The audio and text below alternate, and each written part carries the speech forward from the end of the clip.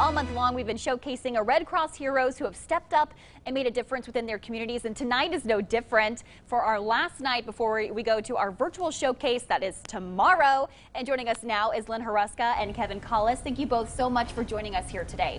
Great to be with you. Absolutely. Well, Kevin, we're going to start with you because I know Lynn can hold her own, so we'll save you for last. So let's talk a little bit about Jenni Erlandson. She's our last hero that we're going to talk about tonight on WMBD News at 10. So what's a little bit about her heroic story that you can give us an insight to? You bet, I'd love to, and it's a pleasure to be able to talk about Jenni's story. Yeah. You know, it's a day that begins like any other day. Someone arriving at work, maybe pausing in a lobby to take a phone call, and our hero walks by, notices them on her way back, notices that individual obviously is not in a good place. Yeah. He's slumped over in a chair, not too busy to stop, not too busy to check, takes a moment, checks on the individual, realizes he's not breathing.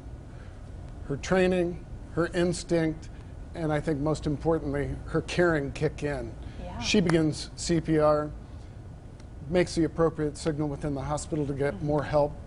Jenni saved that individual's life. It's a remarkable hero.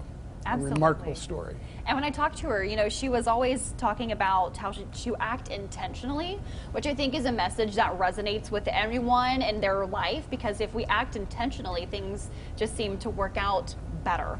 Right.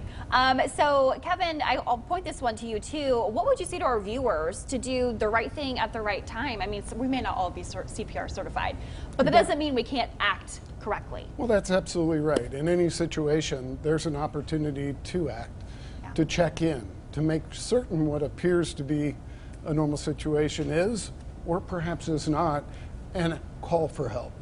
I'd encourage everyone to take the opportunity to look into CPR training, first aid training.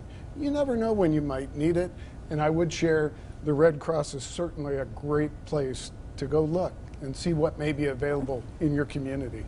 Absolutely. I was a Girl Scout when I was younger, and we actually took a Red Cross training for CPR to get one of the badges when I was young. So I know that they've got the resources. Lynn, and that segues perfectly right over to you. So let's talk about, you know, why you guys are highlighting local heroes this month. What draw you to do that?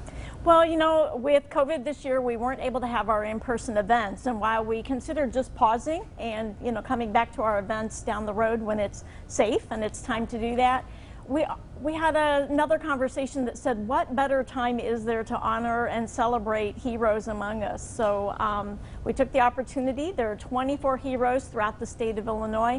We're so fortunate here in Central Illinois to have 4 of them among us. Absolutely.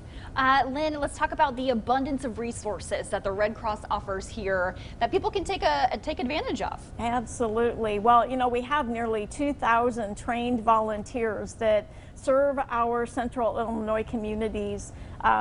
We make sure there's a safe and adequate blood supply for all of our hospitals. We respond to disasters, big and small. We often think of those great big headline disasters, but we also respond to single family house fires, which unfortunately have been on the rise. We support our military families, and as Kevin said, we make sure that people know how to respond in emergencies by teaching things like CPR and first aid and how to use an automated external defibrillator. Absolutely, and those are very life-saving skills. Kevin, if you want to chime in, you know, from your perspective, why is it important to be a volunteer with the Red Cross? Well, I've had the good fortune to be a volunteer for many, many years. You know, when you stop and think about it, we never know when we may be the one who needs help, when it may be our home or our family that's impacted. And so I'd like to think that it's an opportunity to not only prepare myself, but to give back to the community through the Red Cross. There's no more noble an endeavor than being willing to help someone. Wonderful. And Lynn, this rounds out the conversation perfectly. If people at home are feeling that calling to pick up the phone, maybe give you guys a call, shoot an email, how do they get a hold of you guys to help you move forward that life-saving mission of yours? Well, the easiest way is to go to redcross.org and put in our zip code, and it takes you right to our Central Illinois chapter. And we would love to talk to anyone who would like to join our volunteers, who would like to donate blood or support us with a financial gift. Wonderful. Well, is there anything I haven't asked you both today that you would like to mention before we wrap things up? I would love to encourage all of your viewers to join our event on Thursday. This whole month has been leading to a virtual event that takes place Thursday morning at 9 a.m. It's a free event thanks to the generosity of our sponsors, so you can get that link to sign up at either WMBD's site or at redcross.org/heroes. We'd love to have your viewers among us. Absolutely. Well, thank you both so much for joining us here on Central Illinois Newsday. It's been a pleasure. Thanks Thank you. for having us. Of course, and we've got all of that information on CIProud.com right now. If you would like to see Jenni's story and also sign up for that virtual event, you can do so as well. We'll have more when we come back.